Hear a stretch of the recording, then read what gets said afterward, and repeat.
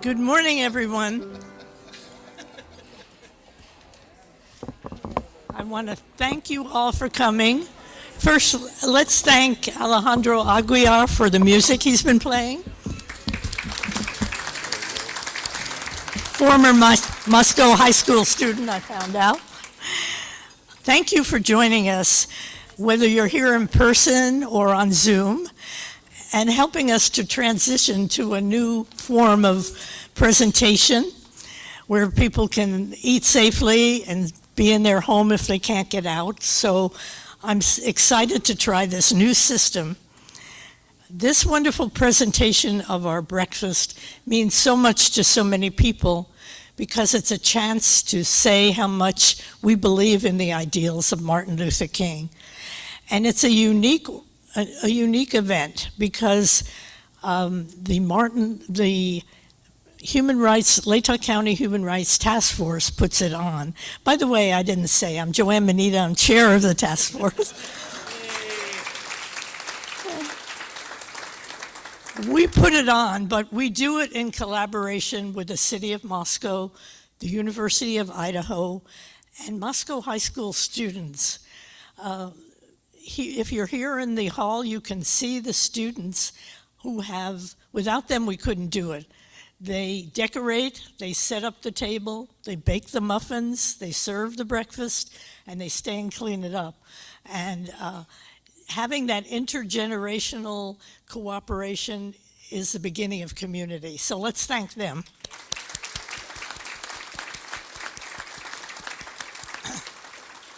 So here to give the welcome this morning are our partners, the City of Moscow and the University of Idaho. And first we'll hear from our mayor, Art Betke.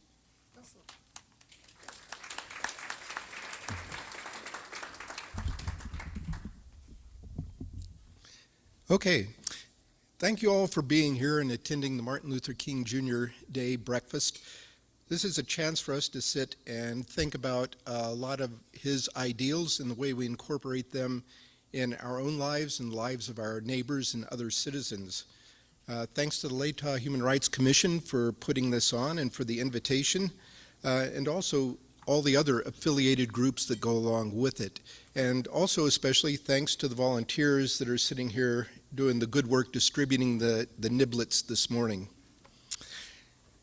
So this day to me is not only about discrimination and non-discrimination, but it's also more about equality and how important that is. And even more important perhaps than equality is equity, the ability for people to achieve the same result even if it takes a few more resources to do so. Here in Moscow, we've tried to move forward on these things. Non-discrimination laws, we have an ordinance here that seems to be working very well and puts us well ahead of a lot of other cities, municipalities in the state of Idaho. Some years ago, we came up with the usual list of race, color, age, sex, national origin, familial status, veteran status, or disability. But that also left some gaps, and we went in and backfilled on those a few years back, and also added, sexual orientation, gender expression, and gender identity to that. And this applies to all housing, employment, and public accommodation areas. And this is important not just because there's an ordinance out there, but it also focuses our minds on the fact that there does exist discrimination out there that we need to take care of and think about in our own lives. Point there being is, why do we need this ordinance at all? Shouldn't this just be the default, that people go forth and live their lives without discrimination or prejudice of any kind? That should be the way things work. But in the meantime, because that's not the way our society is, we need to work on that. We also need to keep looking out for goals beyond non-discrimination, as I mentioned, of equality, equal access, and equity, the ability to achieve end results in the end. And so we have a ways to go. What we've done so far is great It's an example I hope that the rest of Idaho municipalities will follow, but we all have work yet to do to achieve the end goals. So we need to just keep working to those ends, and welcome to the Martin Luther King Jr. Day Breakfast and Extravaganza. Bon appetit, enjoy, and appreciation for our speaker-to-be. Thanks.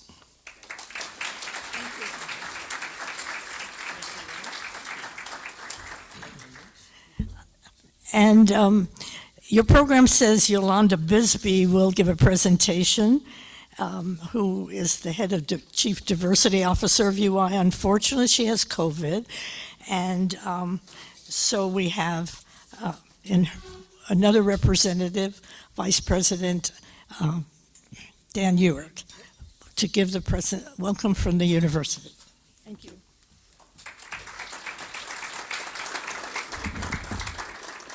Well, good morning.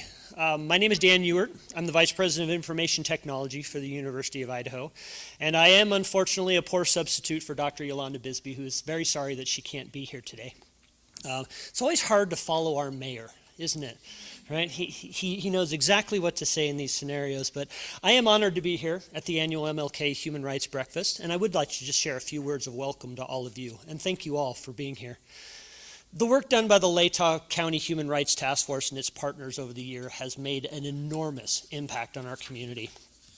And the U of I, with the support of President Green and his leadership team, supports these same kinds of opportunities for all faculty, staff, students, and community members to collaborate, to feel welcome, to feel respected, and to create learning environments for all of us to learn and grow. And I think we share those same thoughts with all these other groups. Today's program and guest speakers are just one example of such collaboration. We were lucky enough to have the opportunity to have Dr. Finney visit with our students and provide a keynote on campus on Thursday. Thank you very much. It was very well received. And my understanding is there was more people than we could accommodate, which is a wonderful scenario to have. We look forward to continuing our partnership on these important programs that provide our community greater learning opportunities and experiences that add to the higher understanding and acceptance of all people. So thank you for providing you and I an opportunity to welcome everyone to today's breakfast. Please enjoy each other's companies, enjoy the presentation and the morning's events. Thank you.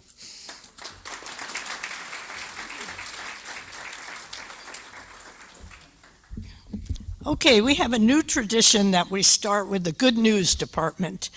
And one item of good news this past year is the creation of UI, Black African American Cultural Center on campus. And we're very excited about that. Yes. And so we have a student here, Rebecca Ream, who's a senior at UI, UI's student senator, and she is a member and assistant to director of the African American Cultural Center. So, and she goes by the name Bex. It's my pleasure to welcome Bex to tell us a little bit about it. And then we will proceed with our Rosa Parks Award.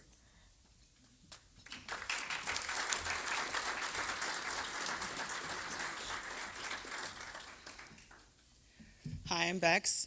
I'm not gonna lie, nervous. Tummy hurts a little bit. We'll see how this goes. So the BAC, not black, the BAC is BACC, stands for Black and African American Cultural Center. It is celebrating its 1-year anniversary in February. So let's do that, yes. And I wanna make note that this would not be possible if it wasn't for the works of Sydney Freeman, Mario Pyle, as well as KT, Miss KT over there. All of their greatest works and efforts definitely built the foundation to have what we have right now. And the BAC is a wonderful place because it gives our African American students a safe space. And I'm not saying that Idaho is not a safe space, but to be honest, as a Black individual, there are things that can be said and there are things that can't be said. And so going into the back, knowing that I can say something without being judged first for being Black is really important. And so I want to thank Mario Pyle. He unfortunately could not be here today because he is hanging out with his son, which I love. But that is what I'm talking about in the terms of being accepted without any questions. And so again, I want to thank Mario for taking on possibly one of the hardest positions a Black man can take on in the state of Idaho. Not only is he supposed to be a politician, but he's supposed to be a father, a professor, a mentor, a marketer, a designer, an interior designer. He's not really good at that one. But I mean, everything that has been thrown at him, he has taken with a smile. He has gone running with it, and he is happy to do so on behalf of the students, not just himself, but the students. And that is most important, and that is exactly what the back is here for. And this is good news. Here's a little bad news about it. I don't want to say anything, sorry.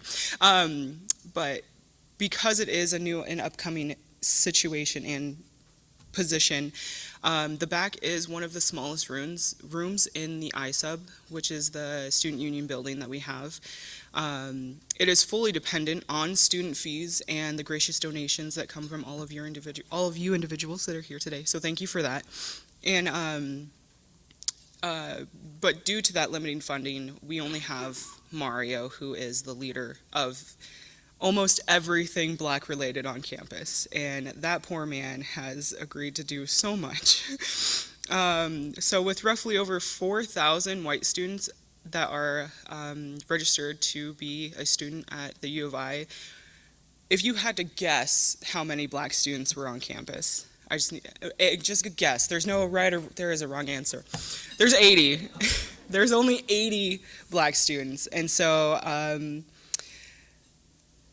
thanks to all of the efforts and all of the gracious donations and everything that everybody has done to make sure that the back is something that is what it is today, you are giving those 80 students a safe space. You are giving those 80 students a voice. You are giving those 80 students the foundation they need to build a brighter future for the people who come after them. And that is the most important thing, because coming here from San Diego, it was definitely a culture shock, not gonna lie. But the amount of discriminatory anything that has happened to me is minimal, very minimal. But I can't say that for my darker skinned individuals. I can't say that for the other students who are on campus who don't want to visit the back because that'll put a target on them. So things that you guys can do to help is to continue to have breakfasts like these. Invite your Black friends, enjoy the culture, embrace the culture, show up to events that any Black individual is putting on that could be supporting Black businesses, supporting Black artists, KT, but most importantly, harass Mario Pyle. Send him so many emails and send him so many voicemails that he's like, I don't know what to do with all of this support. I have flyers up here for the back and the Black Student Union, and as well as some buttons. Please take them. Please hand them out to any organization or anyone you think that can contribute anything at all. Even a smile. We like smiles. Okay, so I don't know how to professionally sign off. Thank you. Thank you.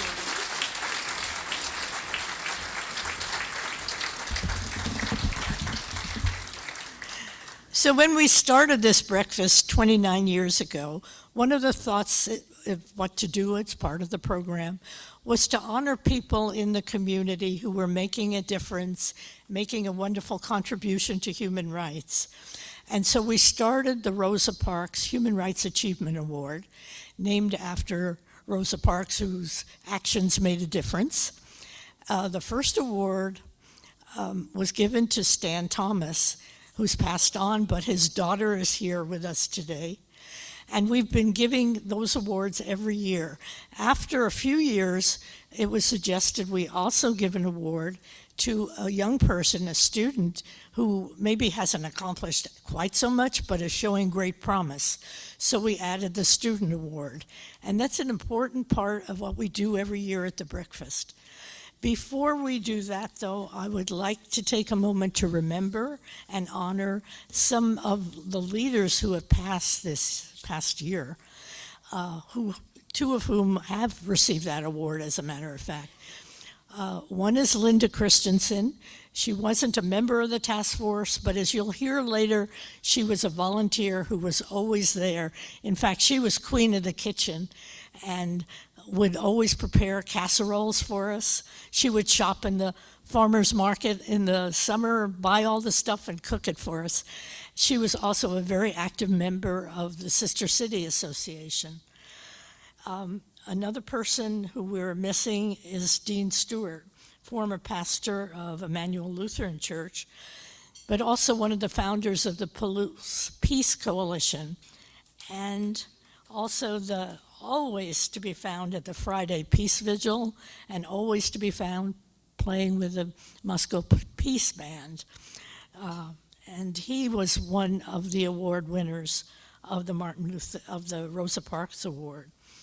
Another is Carla Kapler, a charter member of the task force, a unique, fiery, talented, amazing lady, and a talented artist who created this poster, who is also on your program. And she did artwork for bookmarks and things like that. She always gave of her talents and abilities. She was a recipient of the City of Moscow Community Unity Award. And the last is Liz Sullivan. Liz Sullivan was a charter member of the task force, but she was also represented Moscow on the first Idaho Human Rights Commission, and was an active member in many organizations, including League of Women Voters, and was awarded the Rosa Parks Award. So hail and farewell to these wonderful people, and we want to remember them. But now we also want to present today's award. So do I have Steve here? Our newly elected vice chair of the Human Rights Task Force is Steve Daly Larson, and he will present the Student Award.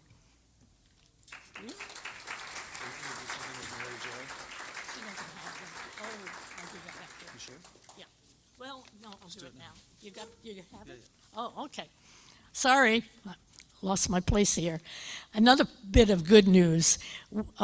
Mary Jo Hamilton, one of our secretary and one of our treasured members, suggested that we create a plaque that could hang in the high school that would list the names of all the high school students who have received this student award. And with the cooperation of Principal Perryman, she went ahead, and here it is.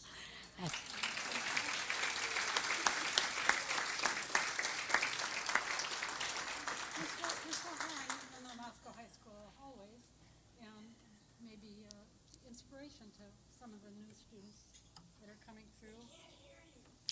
That's because they're not. Okay, you're on Zoom. All right, I hope you can see this. This was made by Precision Engraving. It'll hang in the high school halls and maybe be a source of inspiration for more students to come through. We've had a wonderful 13 students so far who have won who have been awarded the Rosa Parks Award, and their names are, and the year they received them are on the plaque. They have 13. We have room for 40, so we're hoping for lots more in the future. Thank you.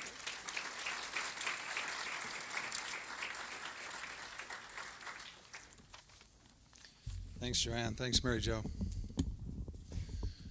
Adjusting for height. Maybe a round of applause for the kitchen crew this morning, all the food people. And Joanne mentioned that I'm newly elected to the vice chair position for the Human Rights Task Force. That's an honor. And if you'd like to read a little bit about what motivates me to take a look at an article in the Daily Evergreen that showed up after Joanne and I were interviewed. Daily Evergreen at WSU published an article on Thursday. It'll tell you a little bit about origins of things from our own souls and why we're in this business. I also want all of us to thank Joanne for her incredible leadership. I think it's 40 years more, maybe more than 40 years, but just simply thank Joanne.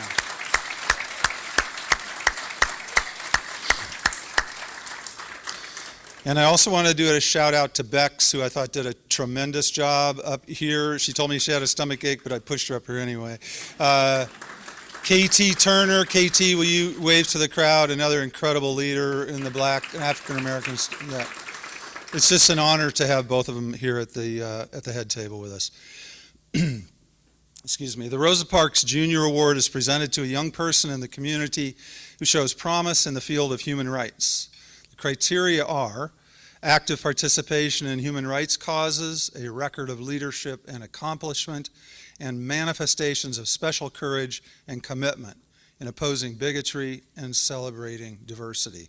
Thank goodness our community each year has someone like this that we can give recognition to. According to our nominators, this year's award recipient has demonstrated a deep commitment and willingness to learn and work for human rights and social justice causes. As an active member of the Moscow High School Human Rights and International Club, as an elected member of the Latah County Human Rights Task Force, and as an appointed member of the City of Moscow Human Rights Commission, this person serves as a valuable liaison between the high school, the city, and the community on a broad range of human rights issues. A member of the Human Rights Commission stated, through participation in events, planning, and the offering of numerous suggestions and insights, this nominee has demonstrated commitment through action. He's a member of the HRTF, the Human Rights Task Force. A member there states, the nominee is an advocate and speaker of truth to power, who stands on his own, debates with precision, and collaborates to make progress on human rights agendas. Our nominee has volunteered generously for the Greater Moscow Food Drive, the MLK Human Rights Community Breakfast, and also joined the steering committee of the emerging Moscow Together project, designed to celebrate and enhance Moscow's positive and powerful values of being welcoming, caring, and inclusive. At school, our nominee has served 4 years and now leads the Model UN Leadership Program. One of his accomplishments has been refining the middle school Cub-Mun simulations curriculum to focus more on ending poverty in all forms everywhere. Our nominee likes to mentor and provide guidance to other students, encouraging others to read, to grow their own perspectives, to listen, to mature in their roles as club and community members. For the MHS Extended Learning Internship Project, which many of you know of as ELI, this nominee studied queer activism, methodology, and practice, and helped educate his peers about the challenges of coming out as a queer in today's society. A well-deserved congratulations for our 2023 Rosa Parks Junior Award recipient, Eli Jones.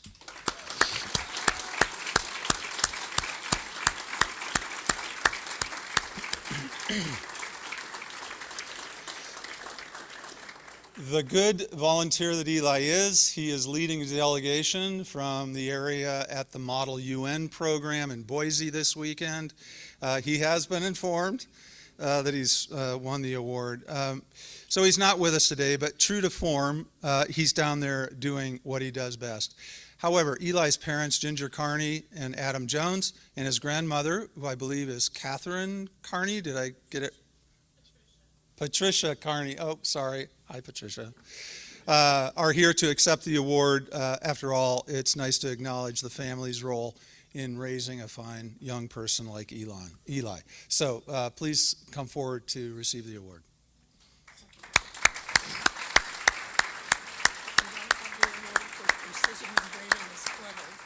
Okay. So we'll introduce them anyway. Maybe they want to say.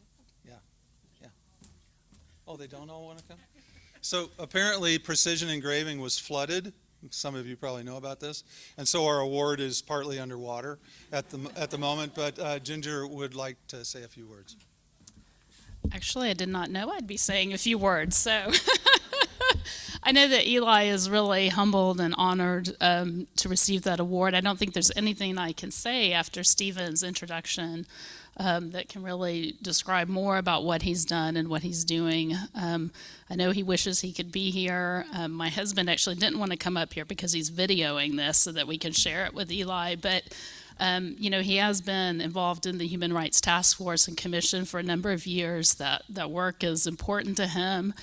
He is a senior, so he's applying to college, and he's going to continue this work as he goes and studies international relations and human rights in college. So I'm honored and humbled as his parent to be up here accepting this award for him, and I want to thank whoever the nominee was and the task force for giving him this award. Thank you. Thanks, Ginger. And presenting the award for the community member, we have Joan Klingler, who's an active human rights supporter in our community, very active with the League of Women Voters. And here she is to present the community award. And that one's also underwater.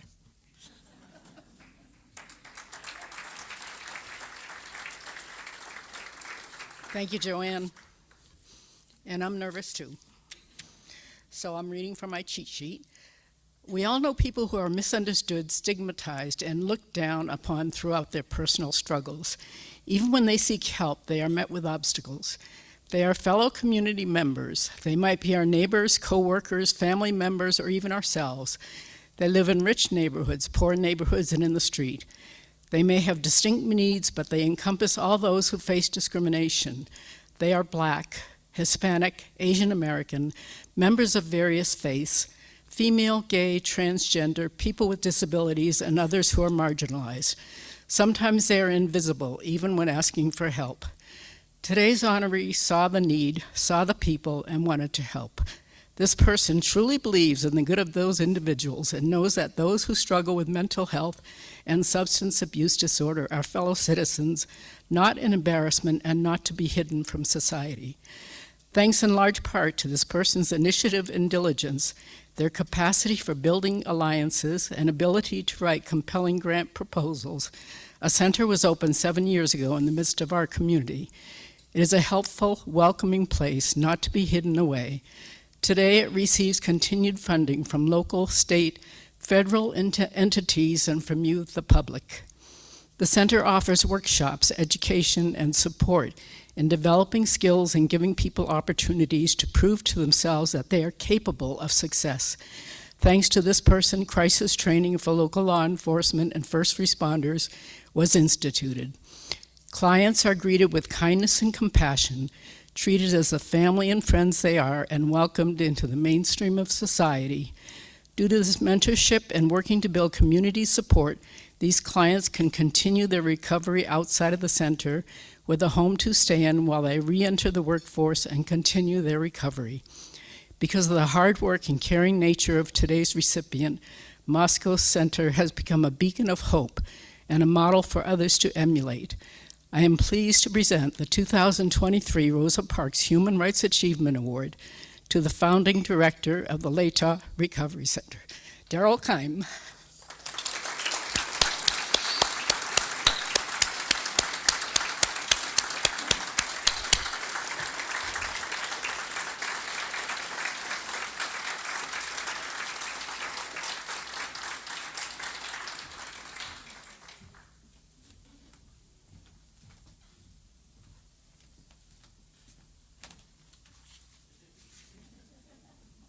Say a few words. I think to say words. Sorry, we don't have the award. It'll come. That just makes it a better story. So Steve thought he had to adjust it for height. I'll adjust myself for height.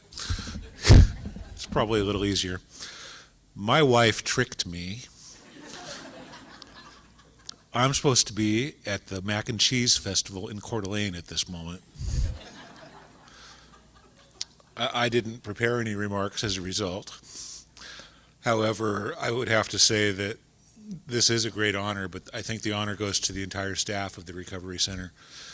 I had the pleasure of starting it, but the many things that we've become in the 7 years since we started, the housing that we opened this year, the harm reduction model that we now follow, those were the ideas of my staff.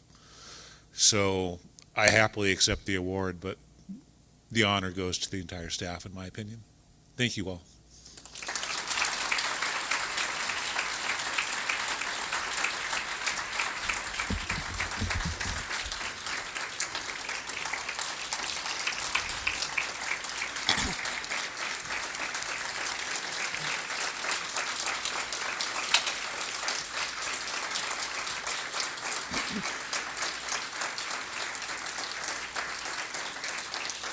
Congratulations, Daryl. I know you have a great staff, but it takes great leadership. And a lot of people said without you, we would not have that place for people to go. I just want to remind you all that that the nominations for the Rosa Parks Award can come from anybody in the community. So be thinking about somebody you think you would like to nominate for next year. Well, now we're going to have a bit of entertainment, and it's my great honor to introduce Jeannie Mikhail, who is another activist. See, everyone is an activist. I mean, she was out there in the street when the megaload trucks were trying to come through Moscow. That's activism for you. But she's also a great entertainer as well as a chemist, I believe.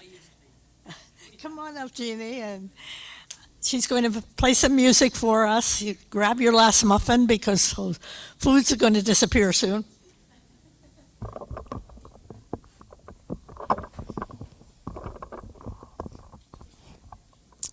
Hi, everybody. Thank you, Joanne, for this kind invitation and for the wonderful work everybody's doing here. Someday change is going to come.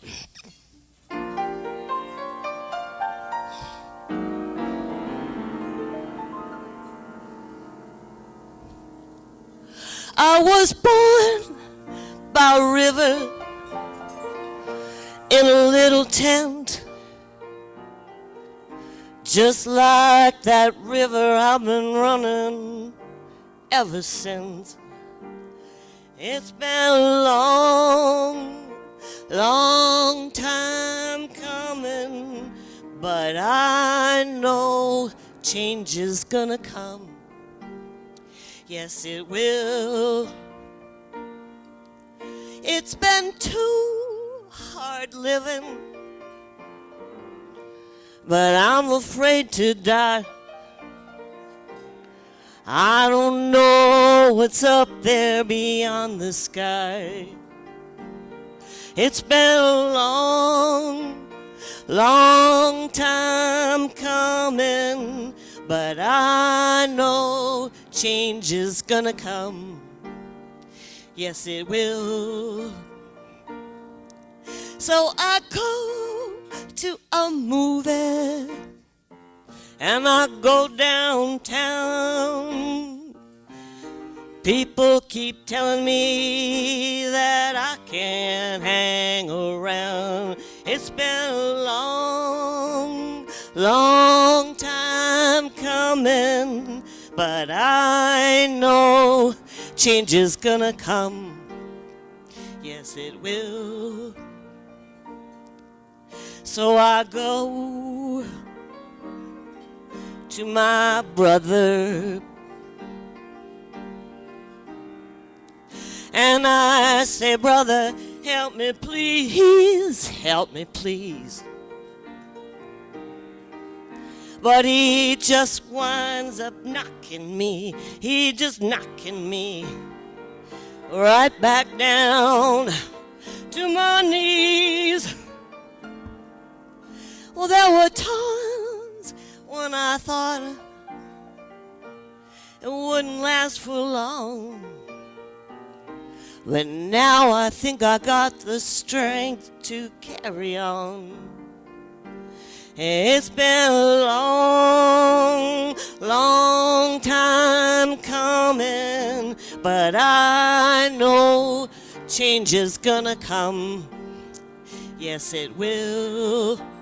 Sing it with me. It's been a long, long time coming, but I know change is gonna come. Yes, it will. It's been a long, long time coming, but I know change is gonna come. Thank you. So my next song, I'm going to be joined by Dr. Elizabeth Stevens. And so while she gets up here, I'm going to tell you that we're going to do some antiphonal singing. And if I'm using that word right, it means I'm going to sing something and you're going to sing something back to me. And this is a song I wrote called Feel the Love. And I'm going to sing Feel the Love. And Elizabeth is going to sing Here in Moscow, Idaho. And just follow her lead. She's a professional. And would you please join us with Here in Moscow, Idaho? The name of the song is Feel the Love.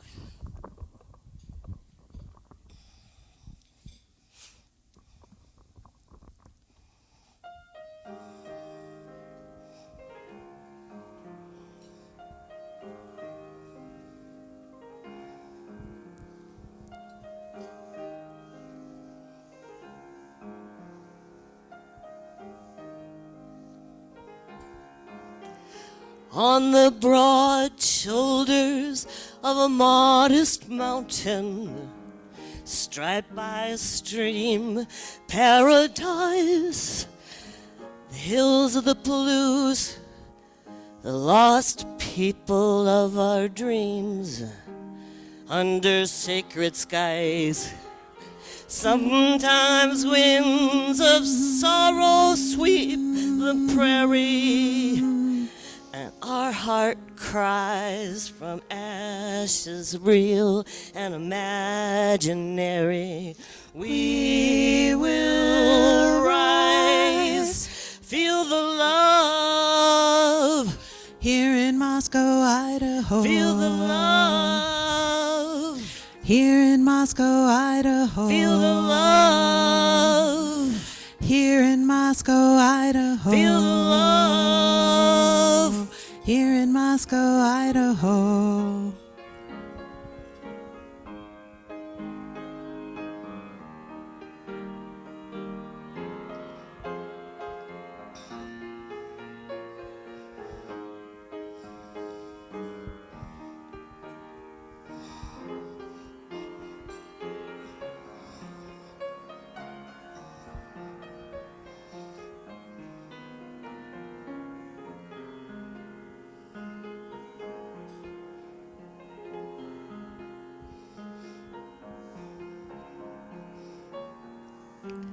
Feel the love.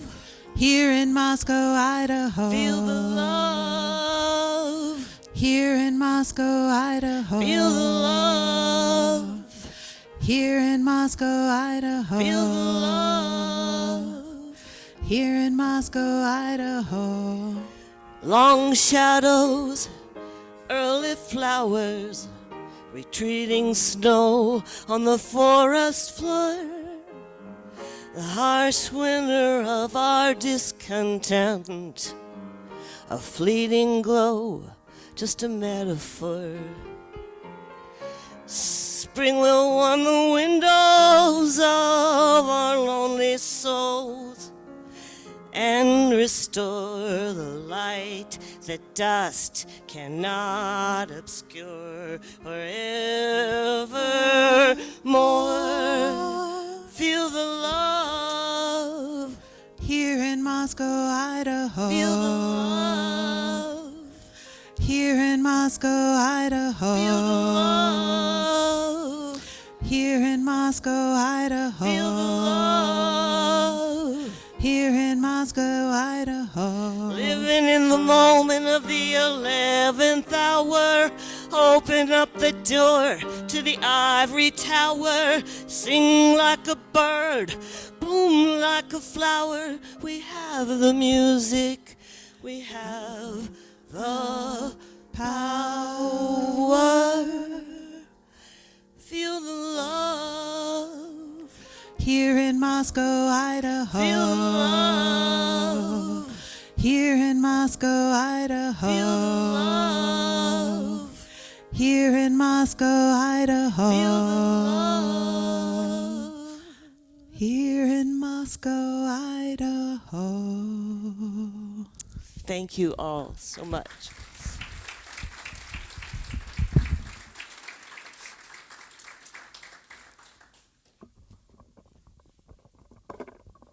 I'm not going to sing on the next one, but if anybody knows the words to This Little Light of Mine, please join in.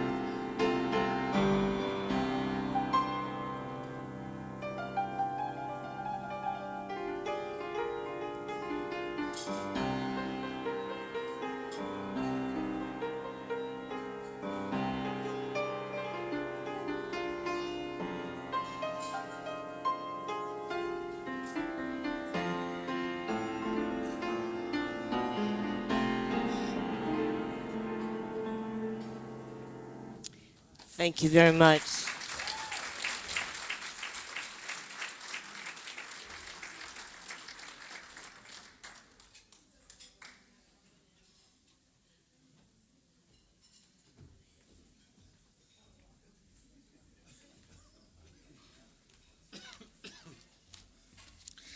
I was into the music there. Can we take a minute to stop and think about the importance of the high school and university students who are here today, partly for the help they're providing, but partly because they are the future of activism and human rights. Let's give them all a big hand.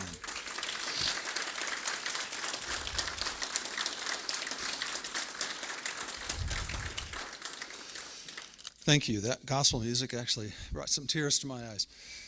So, good morning again. I'm here to welcome our keynote speaker for the 2023 Martin Luther King Breakfast. This year, we welcome Dr. Scott Finney. He's the director and senior professor of Africana Studies at Eastern Washington University, just up the road in Cheney. In short time, very short time, 3 days, I have come to know Dr. Finney as a gentleman, a scholar, and a celebrated practitioner in the world of civil rights and justice. I'm pleased to have made a connection with him around our common interests in listening, mutuality, and the field of servant leadership. And I encourage you all to take all of those and have those become your priorities. I look forward to a continuing dialogue with him on these really encouraging approaches as we work toward positive change here in our community and broader. I hope and expect that each of you will also identify with some aspect of Dr. Finney's message this morning like I have with his personality. In fact, Dr. Finney is a humble, inspiring, and personally engaging Renaissance man. Diane said to me on the way home from dinner last night, "Scott is a Renaissance man." I think you're all going to see that. Besides being a master of literature and history, a musician on the guitar and piano, an aficionado of 60s and 70s music, a father of four, a former point guard for the Gonzaga basketball team, among other things. Yeah, that's fine, bring it on. Let there be no mistake, he is also the consummate professional. I'm going to tell you a few things about that. He has so many accomplishments and accolades. He has received over 20 awards for excellence in teaching, leadership, civil rights, and mentoring. And he's made over 40 professional presentations over the past decade in 20 cities on 5 continents. He also focuses on key civil rights themes in our very own Pacific Northwest, including affirmative action, intercultural communication, the criminal justice system, and faculty hiring in higher education. Dr. Finney's diversity consulting business, named Engaging Team Concepts, provides customized trainings, workshops, symposia, retreats, practicums, guest presentations, coaching for employers and institutions throughout the Inland Northwest. Dr. Finney delivered an uplifting oratory on beloved community at the University of Idaho's MLK keynote on Thursday on campus, and he's engaged really deeply with students from the University of Idaho and Moscow School District in workshops and conversations over the past 2 days. Not to mention leading a sing-along during the potluck dinner for the Human Rights Task Force last evening. Let's hear it again for the leader of the sing-along.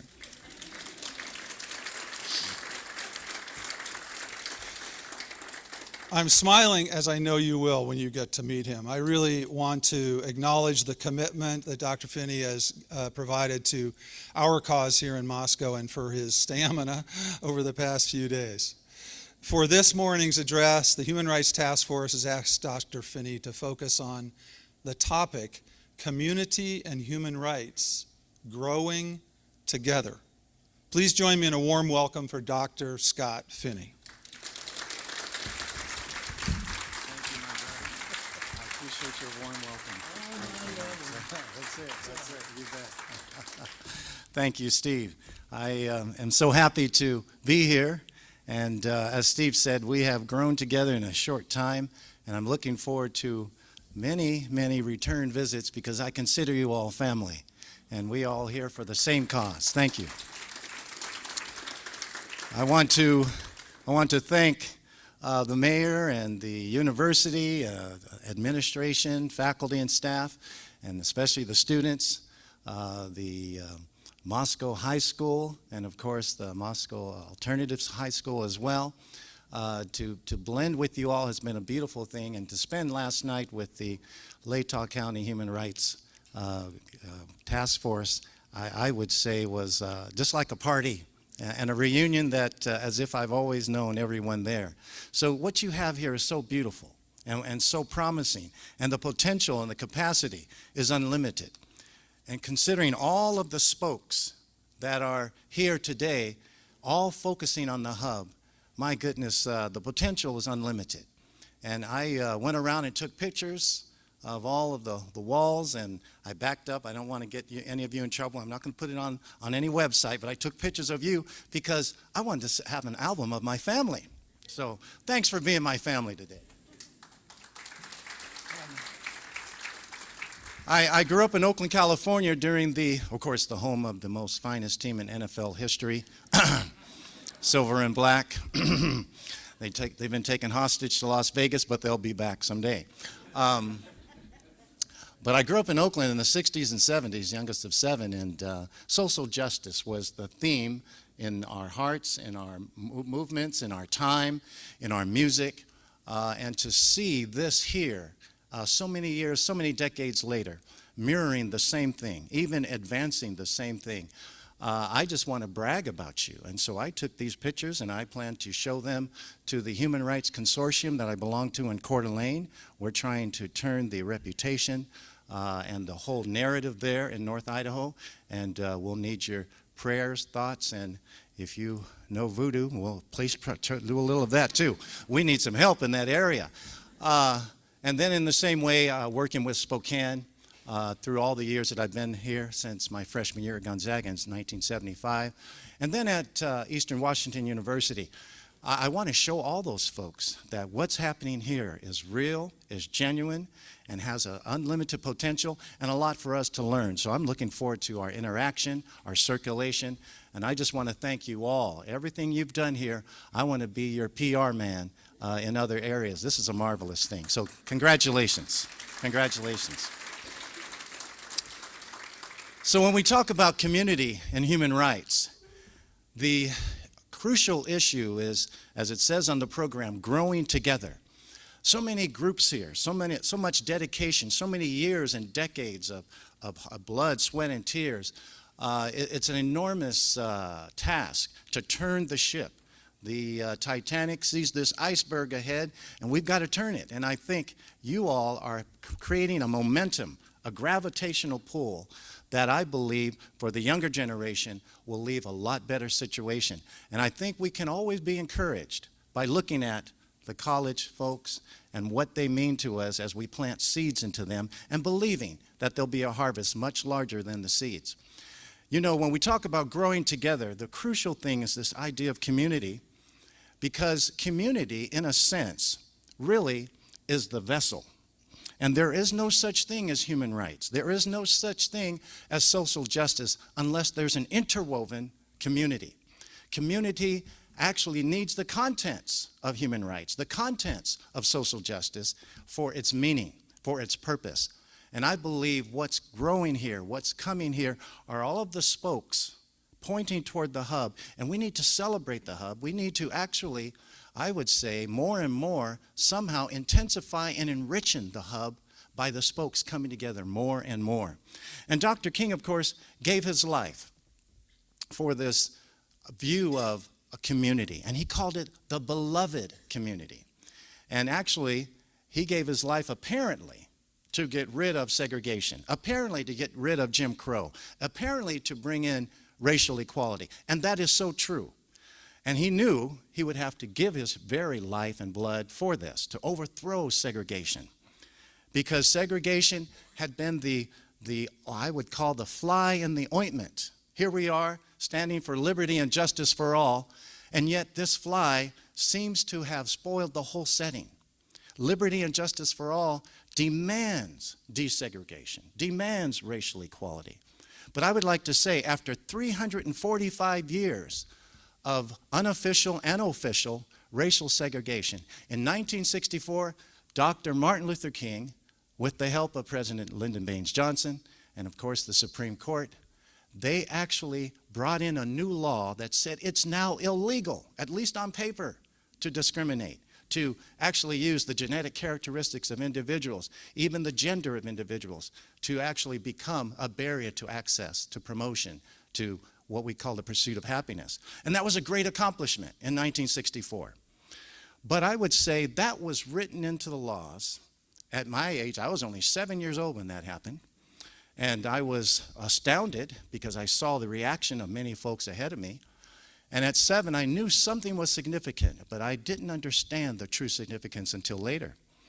And then I had this understanding later that Dr. King not only wanted segregation to be removed, not only wanted to bring in desegregation, integration, but he actually viewed those items as a means, as a procedure, as a procedural kind of step towards a goal, towards an end.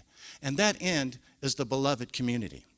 The beloved community is why he wanted to see what we all, in our hearts, we're already geared that way. Our DNA insists that we have equality and that we have, as was brought out by the mayor, even equity. But the key is this: can we take this pathway and cause it to blossom in something called community, even the beloved community? And for me, I'm here to testify to you all that what I see growing here has the potential, has the capacity to add the purpose and even the meaning to what desegregation, to what integration is all about, and that's the beloved community.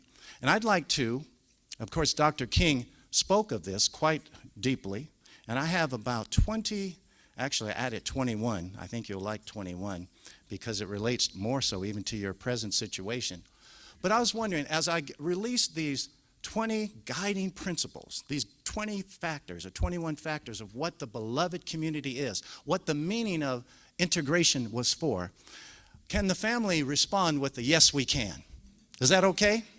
I think once upon a time there was a gentleman who was the president that talked about yes, we can. And I went to that inauguration in 2009 because I had to see for myself. And when I was there, I saw so much, a diverse crowd of people I've never seen in my life, over 1 million of us. And to tell you the truth, I've never seen that many human beings in one spot. But we all had the same hope. We all had the same sense of possibility, of capacity. And you know, that was 40 years following the assassination of Dr. King. It's as if on April 4, 1968, when Dr. King died, the whole idea of racial equality, and let alone the idea of a beloved community, was lost. And 40 years later, as a symbol, not as the very factor, but as a symbol, Barack Obama came to the rise of the White House, not to symbolize any black portion or any this or that, but actually to symbolize this fact that we are an American quilt. And we have strands of Latino. We have strands of African descent, of European descent, of Native American descent. We have strands of Asian descent. And you know, every quilt, if you look at the underside, it looks very confusing. But one day that quilt will be turned over and we will rejoice because we'll see something of harmony. We'll see something of cohesion. So don't be, I would say, discouraged by the underside of the quilt. We're on our way, and it's a beautiful thing. And I would like to, release into the universe these words, and with your yes, we can afterwards, because words create. They create even in the physical realm. Doing music, as was mentioned, I do music a lot just for my own therapy, even psychologically for my own mental sanity. I'll sit at a guitar or play a piano in that way. No, I'll sit at a piano and play guitar. That's it, yeah. So think about it. And of course, spiritually, what music has done when we consider even the Negro spirituals and the 225 years of enslavement that caused a subculture, an underculture, known as slave culture, to flourish for 225 years, primarily through music. Music does a healing. Music does something to us. And as I was mentioning to a few students, I even talk to my plants. Do you know that talking to your plants helps your plants? Our words have much more power than we know. And our Maker, of course, created so much, virtually and only, uniquely, through words. So I'll release these 21 guiding principles, and my family will respond with, yes, we can, okay? What is the beloved community? What does it manifest? What are its guided principles? What did Dr. King want in the end? What was his final goal? It's the beloved community, number one, which offers radical hospitality to everyone, an inclusive family rather than an exclusive club. Family? Yes, we can. The beloved community, number 2, exhibits personal authenticity, true respect, and validation of others regardless of difference. Family? Number 3, it is the recognition and the affirmation, not the eradication, of differences to celebrate, even to elevate the factor of difference among us. Family? Number 4, it involves listening emotionally, engaged with the heart, such to the degree that it fosters empathy and compassion for others, regardless of their difference in stature, appearance, and way of life. Family?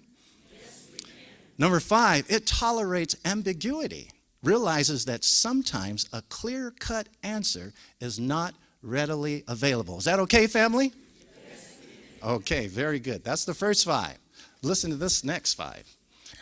What is the beloved community? It builds increasing levels of trust, because right now, when we talk about race relations, the basic factor is not behavior. It's not even history. It's the fact that we don't trust each other, is that we have more suspicion toward each other than trust. But the beloved community builds increasing levels of trust and works to avoid fear of difference in others. Family? Number 7, it acknowledges limitations, lack of knowledge or understanding, and seeks to learn. All its members are lifetime learners. Family? Yes, we can. Number 8, it acknowledges conflict or pain in order to work on difficult issues. To the degree, as Dr. King said in the Birmingham letter from a letter from a Birmingham jail in 1963, he said, it's good to have tension. Not a tension that is destructive, but a tension that rocks you, that causes you to come out of your comfort zone, because that means you're about to grow. It's not to point a finger, it's not to have winners or losers, it's not to blame others, but we need that tension, and we need that area of discomfort from time to time to learn about others that doesn't match our database of lived experiences, but we validate them, we authenticate them, we legitimize what they've experienced. Family? Yes, we can. Number 9, it involves speaking truth in love, always considering ways to be compassionate with one another. Family? And number 10, it avoids physical aggression and verbal abuse. Family? Yes. So we're halfway there. I think I'm okay with my time. You know, someone will let me know if I'm not. The chair, you know, let's give another hand to the chair of this whole thing. My goodness. Joanne, thank you. She is my big sister, my mentor, my coach, and even at times my cheerleader. I appreciate you. Thank you. Number 11, what is the beloved community? It resolves conflicts peacefully, without violence or intimidation, recognizing that peacefully doesn't always mean comfortably for everybody. Family? Yes, we can. Number 12, it releases resentment and bitterness through self-purification, avoidance of internal violence through spiritual, physical, and psychological care. Family? Yes, we can. Number 13, it focuses energy on removing evil forces, unjust systems, but listen, but not destroying persons. Family? Yes, we can. Number 14, it involves unyielding persistence and unwavering commitment to justice. Family? Yes, we can. Number 5, it achieves friendship, understanding through negotiation, compromise, or consensus, considering each circumstance to discern which one will be the most helpful. Family?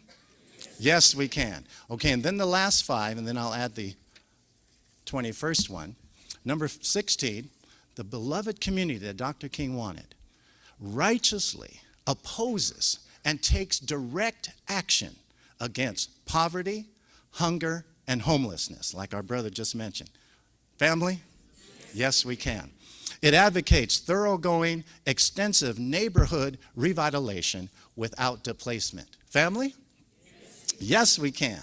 How about this one, number 18? It encourages and embraces artistic expressions, like we saw with this wonderful gift. That was such a beautiful gift to us in the performance we saw. From different expressions of faith and from different perspectives and worldviews of life. Family. Yes, we can. 19, it promotes human rights and works to create a non-racist society. Family. Yes, we can. And then number 20, it shares power and acknowledges the inescapable network of mutuality among the human family. Family. Yes, we can. And then one extra, as I considered your situation here and the other factors and other words being spoken in this community, in spite of the heart and the core of what you all stand for and have expressed today. Number 21, it cannot receive or accept hostility or coercion in any form or for any purpose, for such dishonors our humanity. Family.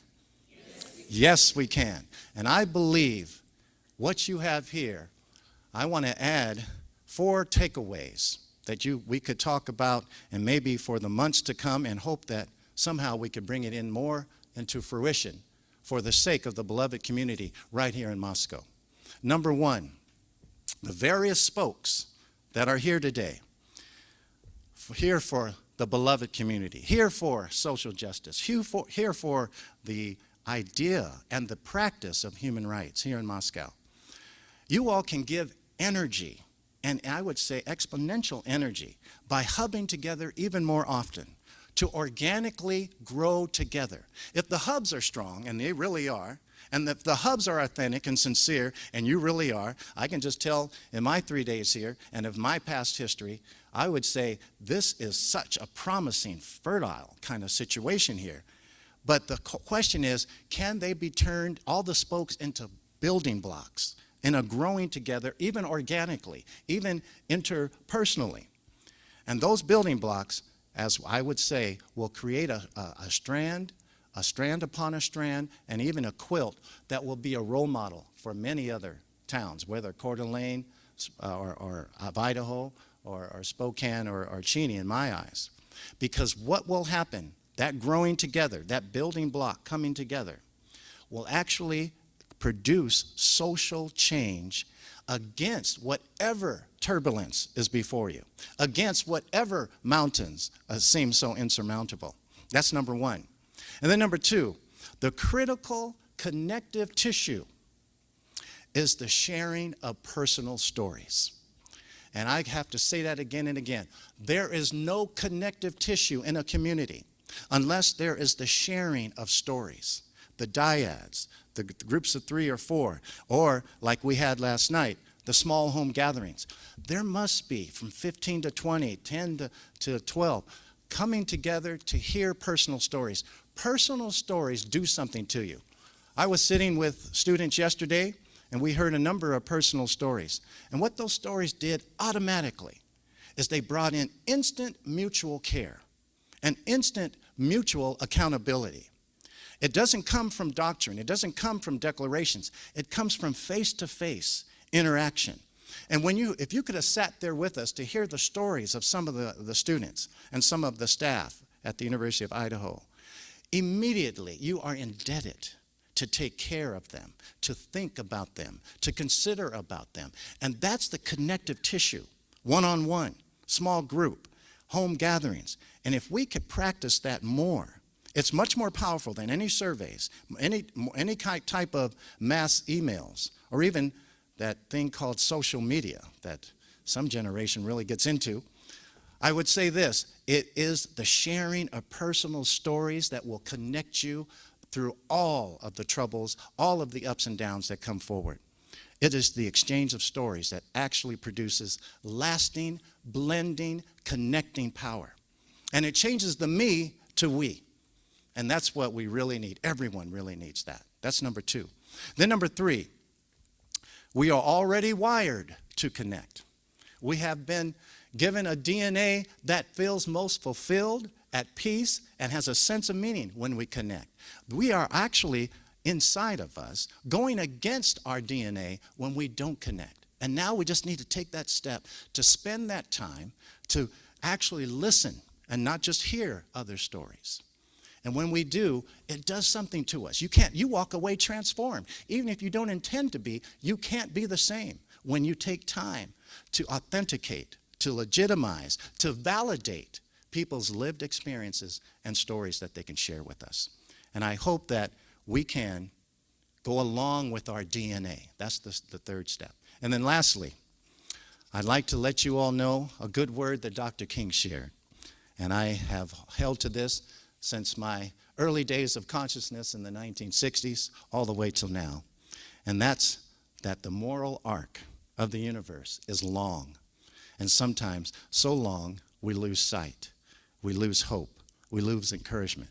But be assured, it bends towards justice. There is such a fact. Can the family say, yes, we can? So don't let the length discourage you. Don't let it misdirect you. Be assured, what is planted in you will come to a harvest. We just need to take the time to water it, to spend time with each other, to crisscross with each other, to interweave with each other, and to actually realize that connective tissue that we all long for anyway, and that becomes the vessel, the container for human rights, that becomes the vessel and container for social justice.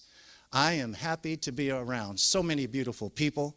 I want to take a picture of you again and again because I want to take you back home and tell the good news to many people. The gospel, the good news, is that human rights and that social justice can be carried out, can be preserved, can be realized through this matter of the beloved community that Dr. King lived, breathed, and died for. Thank you for your time. I love you all.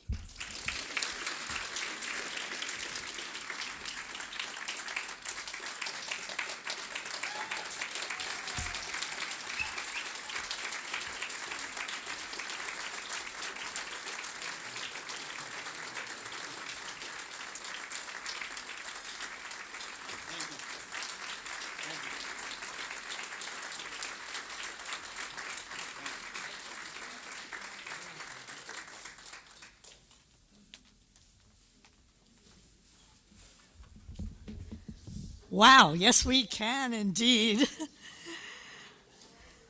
I am so glad we've been able to listen to Dr. Finney and join his family and have him join our family. It's really wonderful. Before we close, I have a few things to announce, some more good news. Good news number one, the Martin Luther King Art and Essay Contest is still open. There are 10 more days for students to write essays or create artwork about the theme of community, the value of community.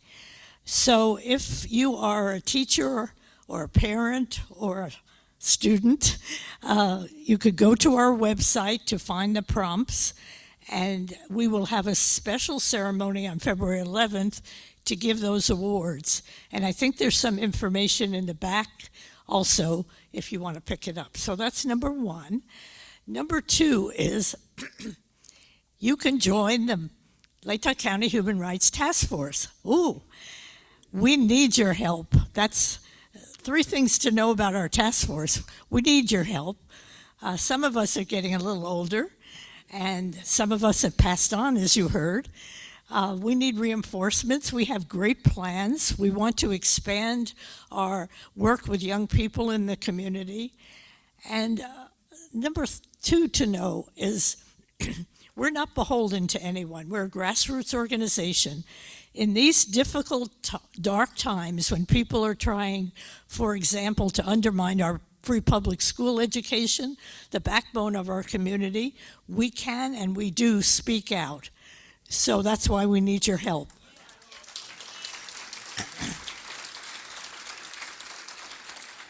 And number three or four, wherever I'm up to, joining the task force is not a full-time job.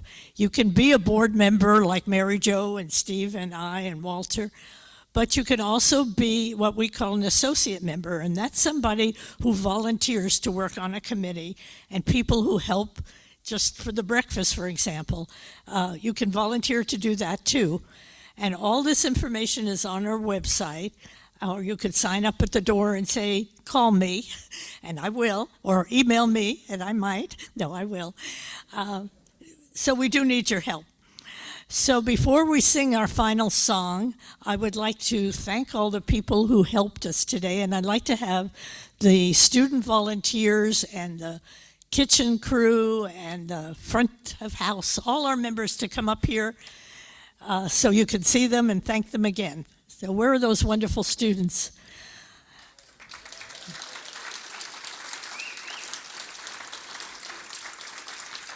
And where are the task force members? Okay, up on stage, that's great. That's great.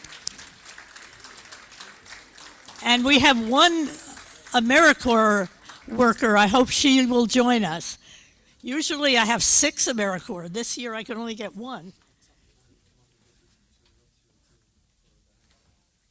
Okay, yeah, okay. Steve just reminded me that there's information about the African American Cultural Center here for you to pick up, or a button, beautiful buttons to have too. Okay, do I have everyone up here? Okay, one more round of thanks, and where's Sabrina? Sabrina is so these students, many of them are members of the Human Rights and International Club called Hooray at Moscow High School. Sabrina is the chair. There's a whole bunch more of them down at the Model UN in Boise, but look at all the wonderful helpers we have. Isn't that fantastic? Talk about building community. Okay, anything else I forgot? I hope not. We always close by singing We Shall Overcome. We usually stand and join hands, but we're being cautious, so you can just stand and have a little space around you. And we have a guest musician from Cheney, Washington, to lead us in the song. The words are on the back of the program, and I hope all of you at home in Zoom will join in singing. And here we go. All right, sounds good. Let's do it. Get out of the way.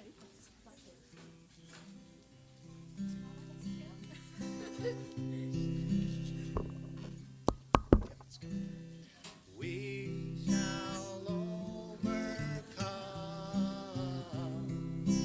We shall overcome. We shall overcome someday.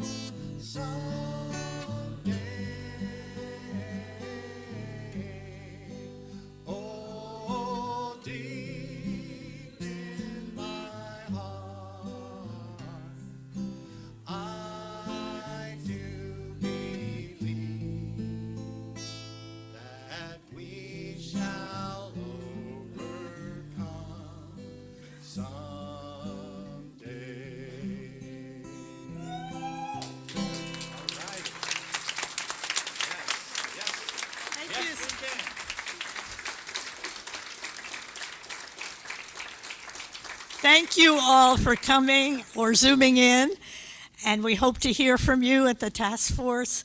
Go in peace and work for social justice.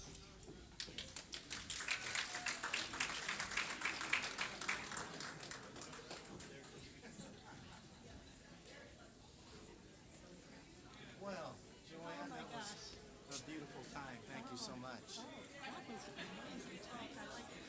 Oh, good. Yeah, I'll send you those 20, 21. You bet. I'll send those to you. You bet. Yeah, this is so beautiful.